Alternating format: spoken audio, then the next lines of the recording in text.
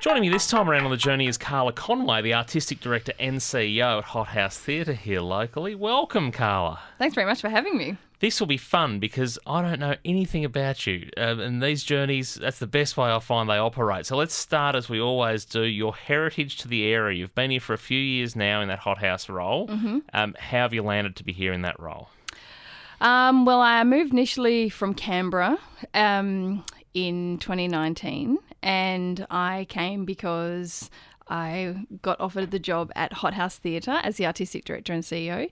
It was a bit of an opportunity, I think, for my family, for us to have a bit of a tree change and live somewhere differently. We've never lived in regional Australia before, so that was really attractive.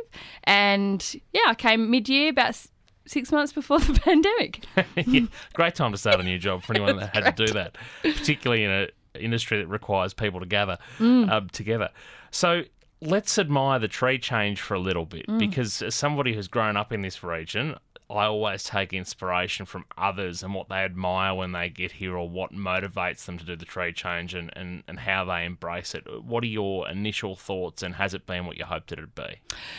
Yeah, well, I mean, I think when it looked like the job was a possibility on the horizon, I said to my husband, I think we should go for a weekend before I go for this interview and just stand in the space and feel whether we think this is a place that we could live. And so we came with our children down for a weekend and just explored with no real agenda. We just drove places and came to Gateway Island to just be at the theatre and just to see what that felt like. And there was a particular moment when I walked around the back of Hothouse Theatre and it opened out onto the Murray River. And I just stood for a moment in that space just thinking, like, this is living. Just being able to actually walk out the back of your office at lunchtime and sit on a beautiful park bench and admire the view and the river. I love rivers and lakes, I think, very important to me. And it just felt kind of divine that so it was almost the like universe had put this river around the back of the love theatre. at first sight sort of moment, it was by a the bit sounds of a moment. Yeah, had a bit of a moment. Yeah, great. And so, as I mentioned at the start, you're the CEO and Artistic Director for Hothouse. Now, people would admire a CEO's role and what they do, but explain a bit more about how that sort of position works for you, because I'd imagine that's quite varied. Yes, it's effectively two full-time roles. They're two completely different responsibilities, and yet they feed into each other really well. So I guess they're a natural marriage. The role of the artistic director is to set the artistic vision of the company, and the role of the CEO is to oversee that the strategic plan and the objectives of the company and the mission are kind of adhered to in the way in which the business is operating. So to kind of marry our artistic vision creatively with our vision, which is to be a regional creative powerhouse and first-class incubator of new Australian work, those two things as an artistic director, to meet that brief is actually quite a match made in heaven. They're not the easiest of roles all the time because they're quite time demanding in both ways. And some really need my attention more on the administrative level, but then there's also a kind of a beautiful tension that also plays about getting out of the office and into the rehearsal room, where, the real action happens. So there is, I think things that I love about both of the roles. And, like all people, we always wish we just had more time, more hours in the day. So we'd usually talk about that a little bit later on. How do you go juggling that? And you mentioned family and things like that. How do you go that work-life balance? Oh, look, that's I don't always get it right. Often not.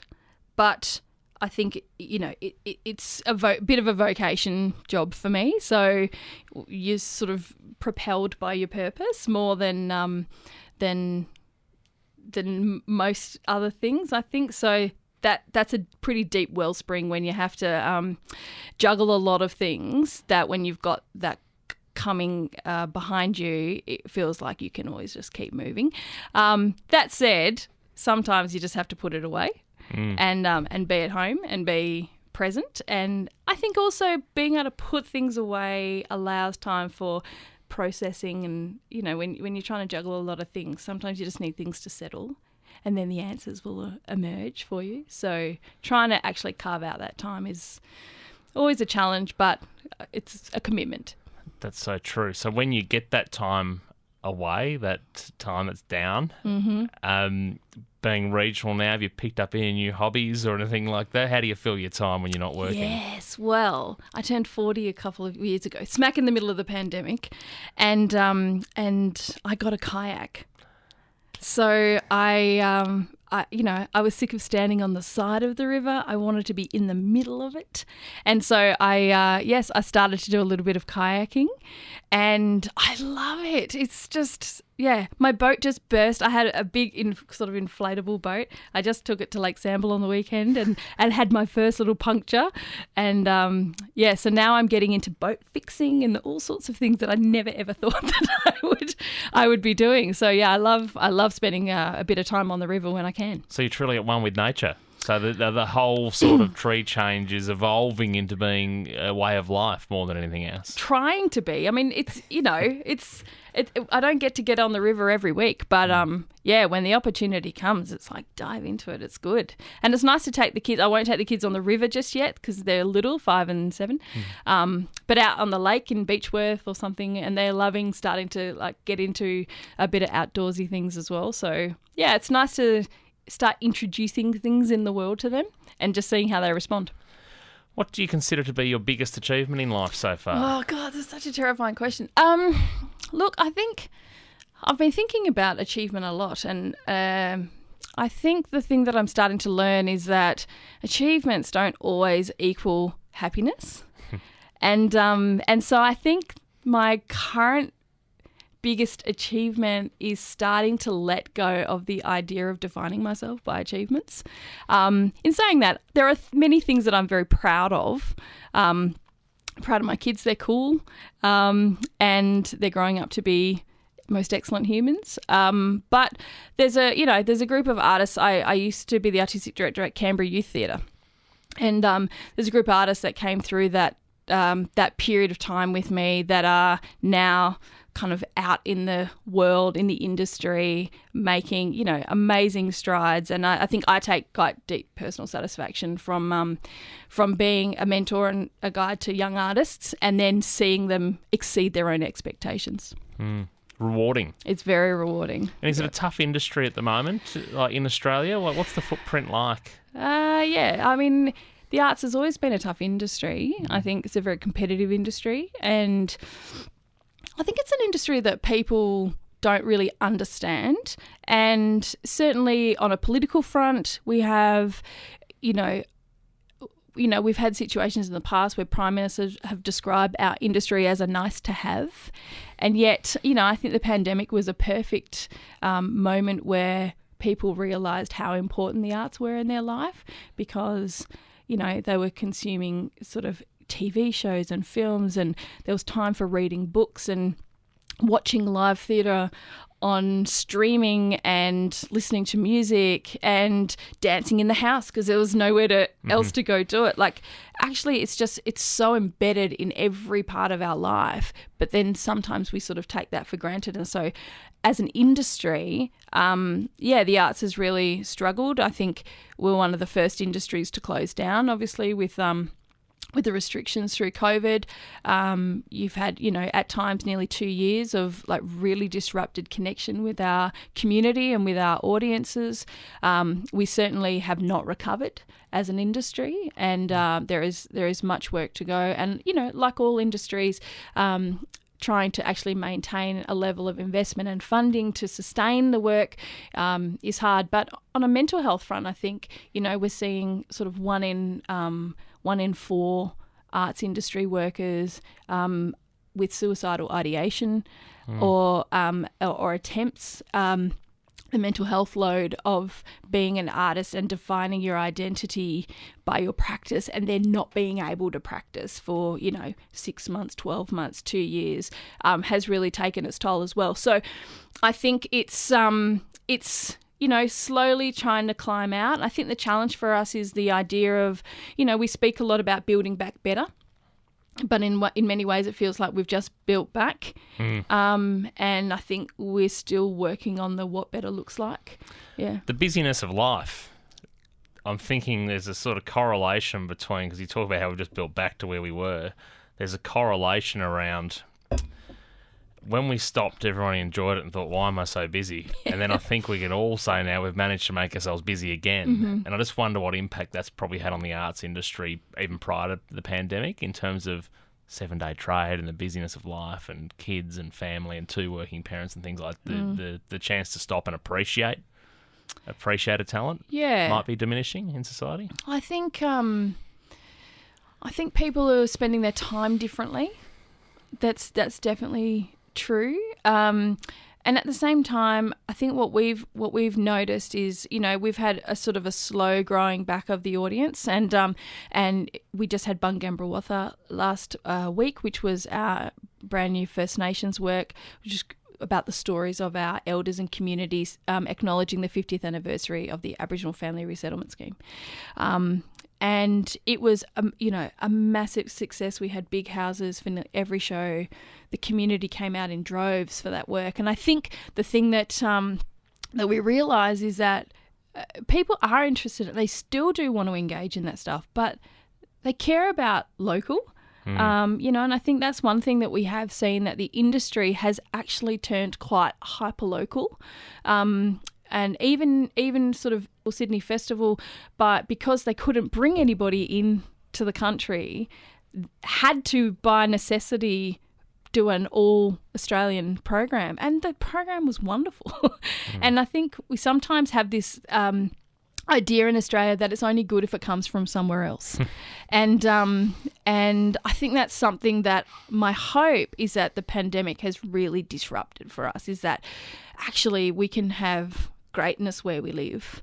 And, we have great artists in this region. And Albury-Wodonga, I think the thing that's so fascinating for me as an outside person to Albury-Wodonga is that as a regional centre, this is an incredibly rich, artistic and creative industry in Albury-Wodonga, because there's Hothouse, there's Flying Fruit Fly Circus, we've got Mama, we've got Murray River Fine Music, we've got Projection Dance Company, every discipline represented at a national professional level, and companies punching above their weight nationally. I think this is such a rich area to live in as an artist. And so, my hope is that the community continues to see that hyper-local investment in coming to see work by artists in this region will give them, still incredible experiences.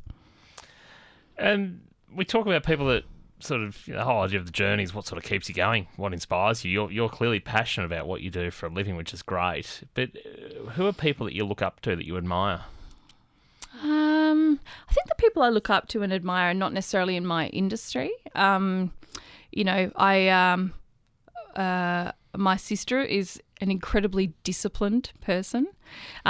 She was a footballer, and she played for the Perth Glory and played for Australia. So she had a massive just discipline for achieving her sport. And then when her career changed because of injury, she went through a really quite difficult recovery period after a big knee operation. And she's the kind of person that, when you go to the physio and they go, you're going to do these exercises 3 times a day, and you go, yep, I will. And you do it for the first day. And then by day 3, you're like, what were those exercises? And she is like, I'm going to stop and get up from this cafe where I'm having a coffee because I just need to go and do these 20 reps. 10 things. And I wish I had that level of discipline. I'm a bit more of a chaotic, creative, bounce off the walls, let's see where we go kind of person. And I do admire that. I do think that that's that's a skill I wish that I'd had. But we are all different, and that's okay. We are all different.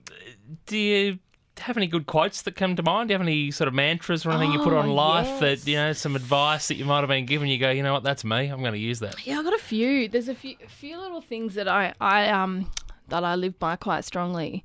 I think for artists and also for myself, there's this beautiful picture that I have, and it's like a really simple drawing. It's like a circle that looks like the earth and a little circle that looks like the moon, and in the earth it says your comfort zone, and in the moon it says where the magic happens.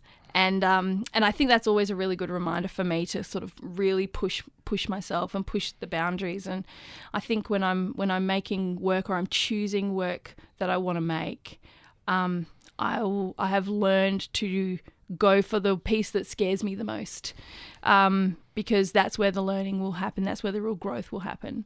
But a big one for me is a Wendell Berry quote, and I've had to call on this one a few times in my life. It's called The Real Work, and it says, let's see if I don't want to paraphrase him. It says, when you no longer know what to do, that is when you've come to your real work.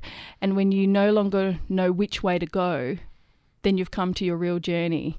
The mind that is not baffled is not employed. It's the impeded stream that sings. So when you're in those moments of just like, what am I going to do? I don't know what to do. You know, those real, and we all have them in our lives, and they might be work related, they might be home related, personal, whatever they are. I think that's one that sort of sustained me and gone, no, this is we're exactly where we need to be. We're doing exactly the work we need to do, and breathe and get into it. So, yeah, that's a good one for me. I knew an artistic director would have a fantastic quote to share. I just knew it out of all these journeys over the years. I thought an artistic director will have a beautiful one, longer than what most people remember, and you've just done a beautiful job. So well done. That's great, Karla. How do you go with tough decisions? Have you got a tough decision or two that stick out in your mind in life that you go, geez, do you know what's going to happen there? Yeah, I think...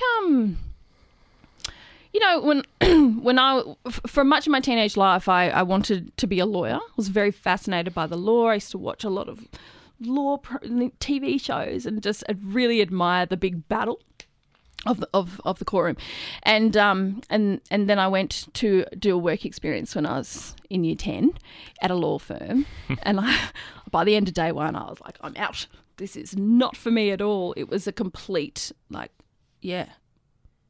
drop. Years of vision and dreaming was gone in a day, because I was like, this is not my environment. This is not right for me. I was bored.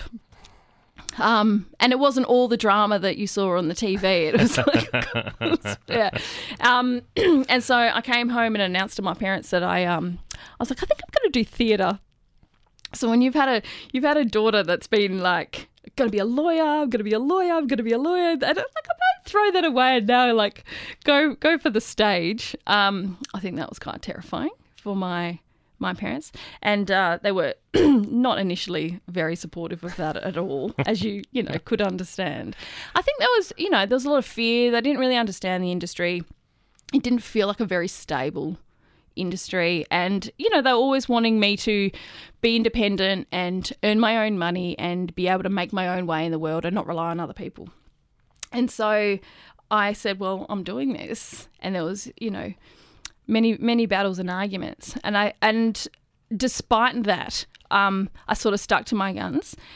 But then there was this point where I realized, I've said I'm going to do this now.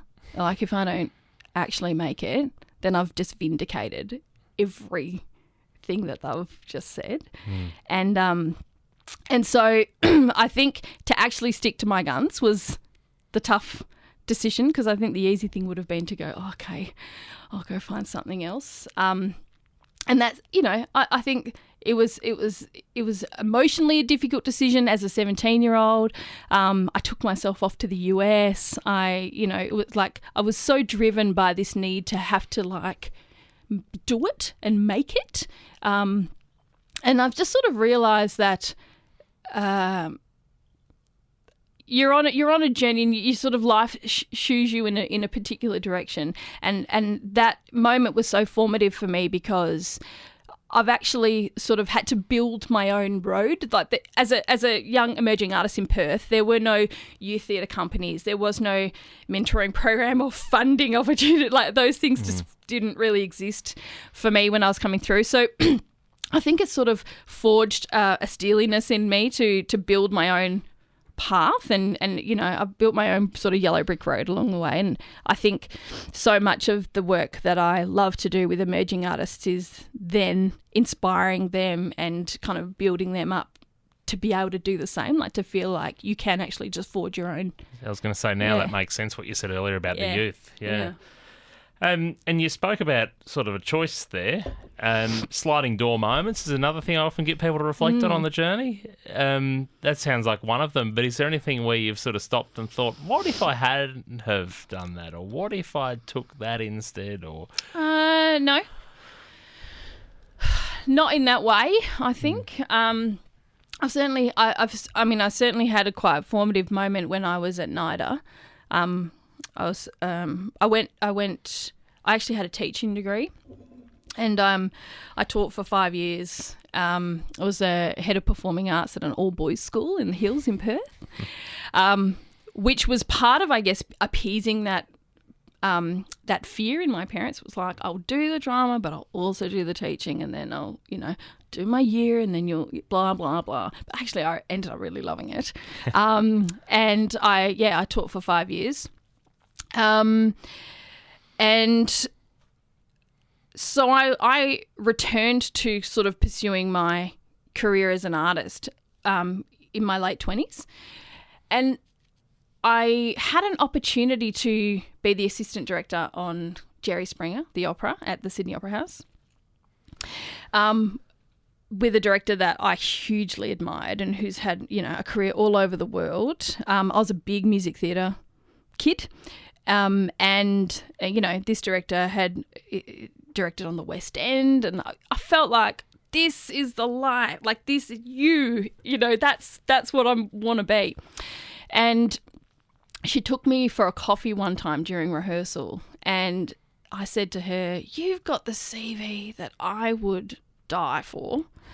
And she goes, "Yeah, but I also then found myself at 54 living out of a suitcase in a hotel room, no family, no loved ones around me. I just got fired by one of the biggest music theatre directors in the world after being their right-hand person for 10 years, that we disagreed over a casting decision, and I was let go like that."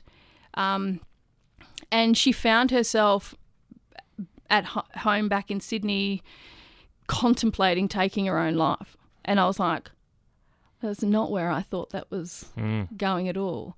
And at the time, my husband now, who we weren't married at the time, we'd been together about 8 years when I went back to NIDA. He didn't really want to live in Sydney. And so it was this kind of thing of going, well, here's what it is. I'm in the Opera House. I'm plotting a whole act by myself. I'm with this director who I love in this work, and and I have a partner who does not want to do the Sydney and Melbourne thing. And I came away from that conversation, going, I love it, I love all of that, but I don't want that at the expense of family. Yeah. Smart decision, I think, if you've learnt anything from the person that you respected so well. If you had your time again, like say you got to go back to 20 or 17 and you go lawyer. I often say if you had your time again, I'd be giving them hell. What would you do differently? Or would you do anything differently? Or are you happy and content with the decisions you've made? No. I mean, I think things have happened how they've happened because that's how they were meant to happen. So, if anything, I would try harder earlier to carve out that time balance, life balance thing. Yeah. Yeah. There's lots of things that I enjoy to do outside of the theatre. And I like, the kayaking is quite a new thing for me. But I also played roller derby. And I played roller derby for a number of years. Respectably Karla Conway by day, but Carlotta Carnage by night.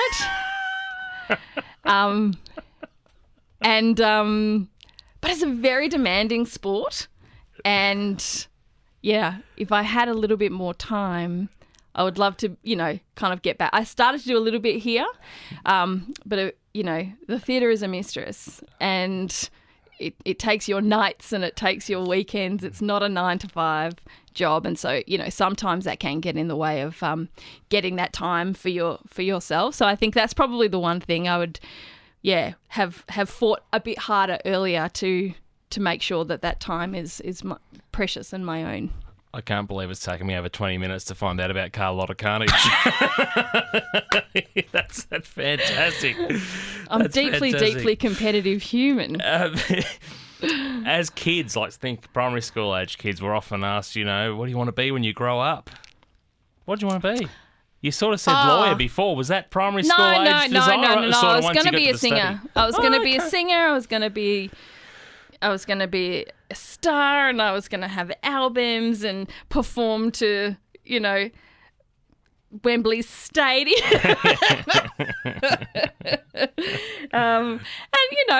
It's definitely still a passion of mine. Again, one of those things that you put away, and I'd love to kind of bring back. But no, I mean that the singing has always been a part of my life, and yes, always had dreams. I was the sing into your hairbrush in the bedroom. The old school, when the great song that you loved came on the radio, and you would get the cassette in and sync up with the radio to try and record the song. And the announcer would talk over the start of it. And the announcer would talk over the start. You're like, God damn it. And then rewind back and sing. And yeah, that was pretty much my whole childhood. And then if you could afford the cassette or anything that came with a copy of the lyrics, you'd go to try to sing along as well if you ever tracked down a copy of the lyrics. Yep. I guess the other thing you got to think about is that childhood, wanting to be a singer. You might still get there. Maybe Karla Carnage is your stage name, not your roller derby name. Maybe. But I can see that in the top 40 charts worldwide now. But hindsight, it's a wonderful thing. It's always crystal clear, 2020. Anything that you would tell your younger you? So advice that you'd say, you know what? This is what I've learnt so far. She was pretty fierce. Younger Karla was pretty fierce. She could handle herself, I think, reasonably well. So I'm not sure I would. I'm not sure I'd get in the way of that tornado. Really? No. I'm quite proud of the young me. I think she had some pluck and did the best she could with what she had. Always, I think. So no, I don't really have sage. We have this perception that adults are the ones that need to give kids advice. Sometimes actually I think it's the other way around. It's more like, what advice should I be taking from young young Karla? You probably in these remind moments. yourself to be a child at heart, don't you? Yeah. Every time you watch a child's trouble-free life, and everyone remembers that as a kid you wanted to be an adult. Why can't I do that? I'm not old enough. And then you get to an adult, you go, can't I be a kid again? I think that's what draws me to making theatre as well, because I think that the act of creating theatre is an act of play and of playfulness, and not forgetting our capacity to play. And I see that I do see that in young people quite quickly, that lose their capacity for imagination and for responsiveness, and you go, it could be anything. What could it be? I don't know. Yeah. You see that drained out of young people, I think, far too quickly. And I think I'd be more sitting here to reflect on what advice I should be taking from young Karla rather than giving, I think. I love it. So think of the next 5 to 10 years of your journey. Mm-hmm. Do you know what it looks like? Well, I think one thing that people probably don't know about me is I've got a mild obsession with the Apollo space program, and and I kind of obsessively kind of watch space-related programs and have dreamed of going to space. The big life dream is to be living on an international space station when some emergency happens and I have to put on a pressure suit and go outside and fix the problem. Otherwise, the whole thing's going to blow up. I dream of that. So I think trying to find a bit of time to get over and spend some time at the Kennedy Space Centre would be in my next 5 to 10 year plan. No, look, I'm really passionate about stories that prove that when the world works together, anything is possible. I think that's what draws me to the Apollo space mission, because it was NASA's most successful failure. For those of you who don't know, they were on their way to the moon and they had a big explosion and then had to figure out how to turn the ship around and get the ship home. And the thing that was so extraordinary to me when you watch, you recount the story from Jim Lovell, but then there's the movie as well, which you get to sort of get a visual aspect of it, is that you just see this incredible room of humans pull on every resource that they have and every skill and piece of knowledge that they have and work together to solve problems. And I'm working on a play at the moment called All the Shining Lights, and it's about the Great Ivor Rescue of 1934.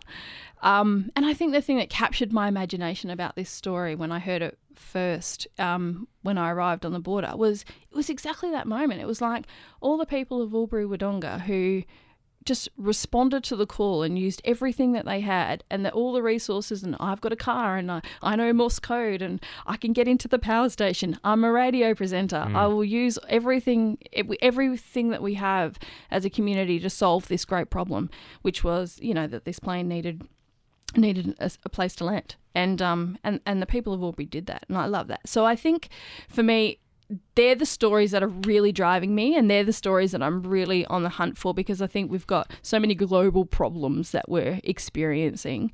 We've got conflict, we've got war, we've got poverty, girls' education, climate change. Like, all of these things feel at times insurmountable.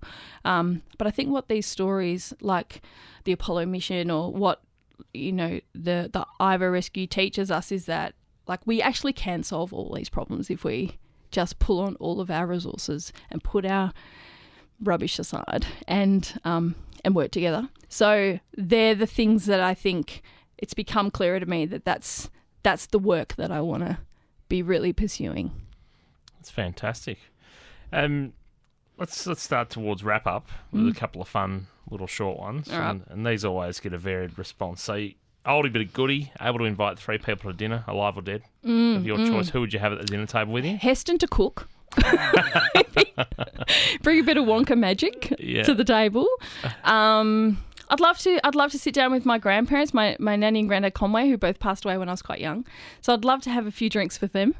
And Jim Lovell, who was the commander on the Apollo mission. Yep, and you'd solve the world's problems, I'm sure, over at dinner table. Pretty much. Sweet or savoury on the plate? Savoury, definitely. Mm-hmm. And this might be answered very quickly and easily. Plans for the weekend? I often say to people, just an average weekend. What have you got coming up? Plans for the weekend, kids in the fruities. Yep. The Saturday morning routine. And, chill out by the river, family brunch. Get a bit of rehearsal prep in. We're going into technical rehearsals next week, so I'm sure there'll be a little bit of mulling over the old work in there. But coffee. And lastly, even though this is a podcast and a video that people can watch, anything that you can recommend us, anybody who's listening or consuming The Journey, that you think, hey, you'd like this podcast, like what, or there's something or a binge watch of something at the moment. What are you into? Oh, well, a few things. So I've just binged For All Mankind, which is a program that covers the space program from the 60s through to maybe, where are we up to? Maybe the end of the 90s or something. Each season, it's an alternate history. So it starts with what happens if the Russians had beat the Americans to the moon. And so it really explores the kind of the competition element between the Russian and American space programs. But yeah, it's deeply, deeply satisfying and just a great great show. So that's my TV binge. I've been watching everything to do that. There's been a massive kind of avalanche of programs around the Thai cave rescue. Mm-hmm. Again, one of those stories of the world coming together to solve the impossible. And Australia playing a critical part. And an Australian playing a critical part. I did consider Dr. Richard Harris at my dinner table, for sure. There's about four different programs out in the Thai cave series, and there's a documentary. There's a version that has been a Thai produced version, which is the perspective of the boys, which is a story that none of the Western kind of pieces tell. And I find that a massively inspirational story. And I love, I'm a bit of a politics nerd, and I love Pod Save America. Those guys are really funny, but, hugely insightful. So, for those who don't know, they were part of the three guys who all worked in Obama's administration. And when they found themselves on the outer of politics when Obama moved on, they started Pod Save America, and they, commentate on American and global politics. And, that's always a good listen. Just the name, just the title, Pod Save America, is just that's creative in its own. Yeah. Well, Karla Conway, Artistic Director and CEO with Hothouse Theatre, you've been part of the journey. Thank you so much for doing that. It's been lovely to learn a bit more about you. It's a pleasure. Thanks for inviting me.